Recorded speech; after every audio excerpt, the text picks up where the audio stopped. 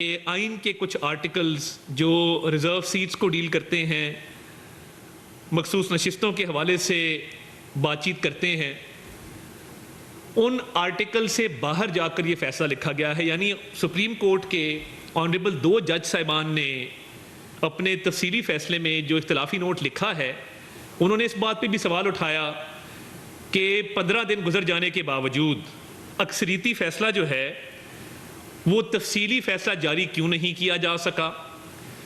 اور یہ بات بھی درج ہے کہ تحریک انصاف نہ اس میں پارٹی تھی، نہ درخواست گزار تھی، نہ کورٹ کے سامنے موجود تھی، نہ ان کو سنا گیا، نہ پوچھا گیا۔ تو کس طریقے سے نہ اس میں پارٹی تھی، نہ درخواست گزار تھی، نہ کورٹ کے سامنے موجود تھی، نہ ان کو سنا گیا، نہ پوچھا گیا، تو کس طریقے سے ان 81 ممبران کو ریلیف دے دیا گیا جنہوں نے عدالت کے سامنے کوئی ایفیڈیوٹ جمع نہیں کرایا تھا، جو عدالت کے سامنے درخواست گزار کی حیثیت سے موجود نہیں تھے، جنہوں نے کوئی اپنا حق عدالت سے مانگا نہیں تھا، اور وہ لوگ جو مخصوص نشستوں پر منتخب ہو کر اسمبلی کا حلف اٹھا چکے، ان کی رکنیت ختم کر دی، مگر اس رکنیت کو ختم کرنے سے پہلے کے جو مراحل تھے وہ قانونی طور پہ اپنی جگہ موجود ہیں۔ یہ کیسے ممکن ہے کہ آپ ریزرو سیٹس، مخصوص نشستوں پہ الیکٹ ہونے والی خواتین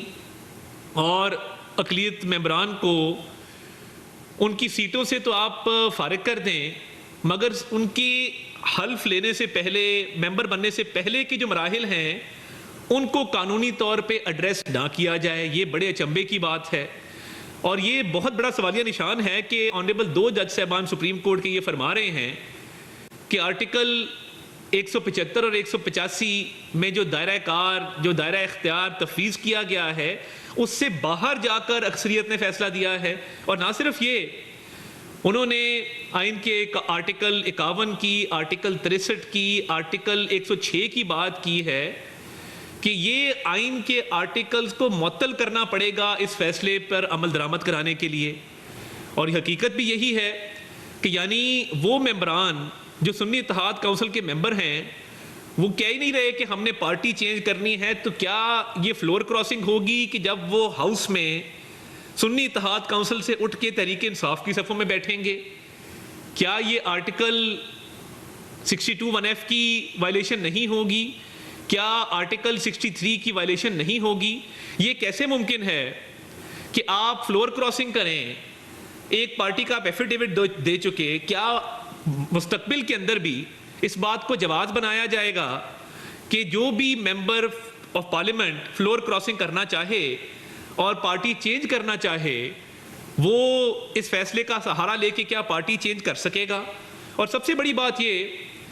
کہ یہ 2 آنریبل جج صاحبان سپریم کورٹ کے جنہوں نے یہ اختلافی نوٹ لکھا ہے اور تفصیلی فیصلہ جاری کیا ہے، اس میں انہوں نے یہ بھی کہا ہے کہ سنی اتحاد کونسل کا وجود ہی نہیں تھا پارلیمان۔ سنی اتحاد کونسل کے چیئرمین صاحبزادہ حامد رضا صاحب نے بھی آزاد حیثیت سے الیکشن لڑا۔ اب اس پہ بھی آئین بھی کلیئر ہے، قانون بھی کلیئر ہے۔ آئین یہ کہتا ہے کہ وہ سیاسی جماعتیں جو پارلیمان میں موجود ہیں ان کو متناسب نمائندگی کے فارمولے کے تحت مخصوص نشستیں دی جائیں گی۔ اور کیا اگلا سوال یہ ہے کہ کیا سنی اتحاد کونسل کا وجود پارلیمان میں موجود تھا یا نہیں تھا؟ اس کا جواب ہے کہ سنی اتحاد کونسل کا پارلیمان میں وجود نہیں تھا، کیونکہ ان کے چیئرمین نے بھی آزاد حیثیت سے الیکشن لڑا۔ جب ان کا چیئرمین آزاد حیثیت سے الیکشن لڑ رہا ہے تو یہ تو غلطی ان تحریک انصاف کے سابقہ ممبرز کی تھی کہ جنہوں نے وہ جماعت جوائن کرنا مناسب سمجھا جس کا پارلیمان میں وجود نہیں تھا۔ وہ چاہتے تو وہ MWM کو جوائن کر جاتے جس کا وجود موجود تھا۔ انہوں نے ایک ایسی سیاسی جماعت کا انتخاب کیا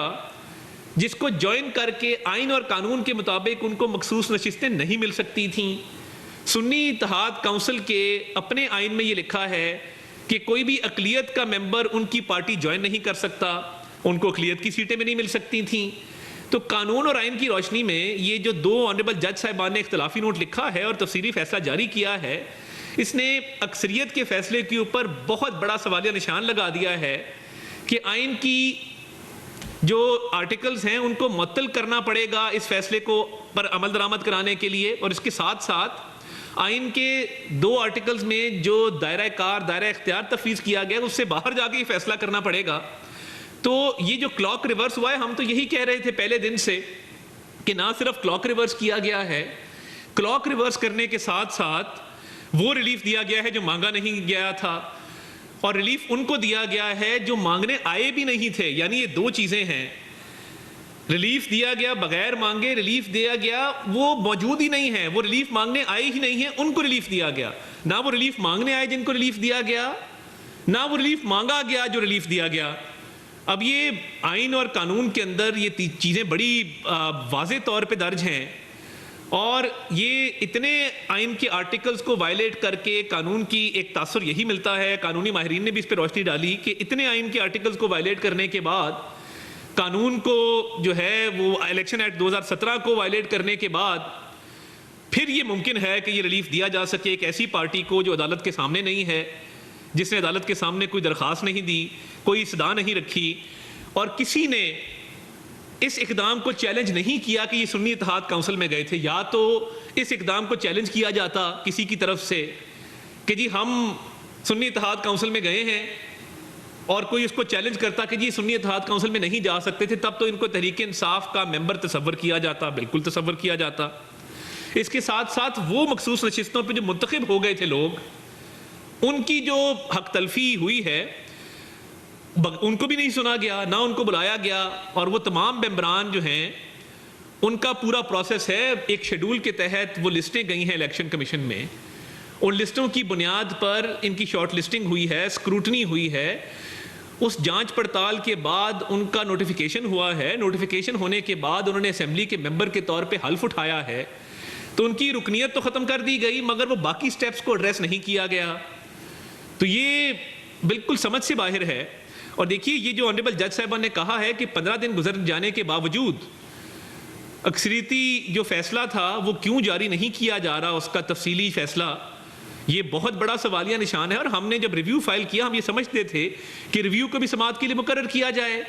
اور ریویو ہم نے بھی دائر کیا, مسلم لیگ نون نے, پیپلز پارٹی نے دائر کیا, اور ابھی تک ریویو دائر کرنے کے باوجود اس کو سماعت کے لیے مقرر نہیں کیا گیا. اور یہ بھی تاثر ملتا ہے کہ دیکھیے چھٹیاں دنیا میں کسی بھی کانسٹیٹیوشنل فریم ورک کے اندر کسی ادارے کی چھٹیاں نہیں ہوتی, تو یہ چھٹیوں کا بھی ایک معاملہ سامنے آ رہا ہے. اور میں یہ سمجھتا ہوں کہ جو آئینی اور قانونی نکات اٹھائے گئے ہیں آنریبل جج صاحبان کی طرف سے, ان کا ایڈریس ہونا انتہائی ضروری ہے. اور انہوں نے جو آئین کے آرٹیکلز کو معطل کرنے کے حوالے سے بات کی ہے کہ معطل کر کے عمل درآمد ہوگا, یہ بہت بڑا لیگل فریم ورک کے اوپر ایک بہت بڑا سوالیہ نشان ہے. تو یہ مخصوص نشستوں کے حوالے سے اس پارٹی کو جس کا وجود نہیں تھا, یہ 2 پارٹیاں ہیں, سنی اتحاد کونسل کا الیکشن میں وجود نہیں ہے, پارلیمان میں وجود نہیں ہے, اس کے باوجود جو ہے وہ کلیمنٹ تھے مخصوص نشستوں کے, اور تحریک انصاف تو سرے سے موجود نہیں تھی, نہ عدالت میں نہ کہیں اور.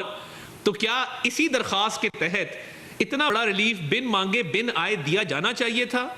اس کا جواب ابھی آنا باقی ہے. اور میں سمجھتا ہوں کہ یہ بڑے سنجیدہ قانونی نکات اٹھائے گئے ہیں جن کا جواب بھی ملنا ضروری ہے اور تفصیلی فیصلے کا بھی آنا ضروری ہے. ورنہ یہ جس طریقے سے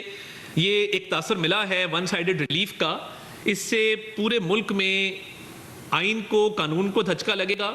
اور لا کی امپلیمنٹیشن, رول آف لا, قانون کی حکمرانی کے لیے یہ بہت بڑا سیٹ بیک ہوگا. اور فلور کراسنگ لیگلائز ہو جائے گی, آرٹیکل 62, 63 جو ہے وہ معطل ہو جائے گا. تو یہ کس طریقے سے اس کو کیا جائے. اور دیکھیے ماضی میں بھی جب آرٹیکل 63A کی انٹرپریٹیشن کی گئی اس وقت یہ کہا گیا کہ ووٹ ڈلے گا, ووٹ ڈالا جائے گا, وہ کاؤنٹ نہیں ہوگا, رکنیت بھی ختم ہوگی. اب یہ کہا جا رہا ہے کہ آپ پارٹی بھی چینج کر لیں اور اس پارٹی میں چلے جائیں جس کا وجود ہی نہیں تھا, اور اس پارٹی سے اس پارٹی میں چلے جائیں کہ جو الیکشن میں موجود نہیں تھی.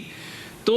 قانونی اور آئینی طور پہ سکم ابہام موجود ہے, لوپ ہولز موجود ہیں, اور یہ سپریم کورٹ کے آنریبل 2 جج صاحبان نے جو تفصیلی فیصلہ جاری کیا ہے, اس پہ میں سمجھتا ہوں کہ انہوں نے بہت ہی ویلڈ جو کنسرن شو کیے ہیں, بڑے ویلڈ نکات اٹھائے ہیں, جس کا جواب آنا جو ہے وہ بہت ضروری ہوگا. بہت بہت شکریہ.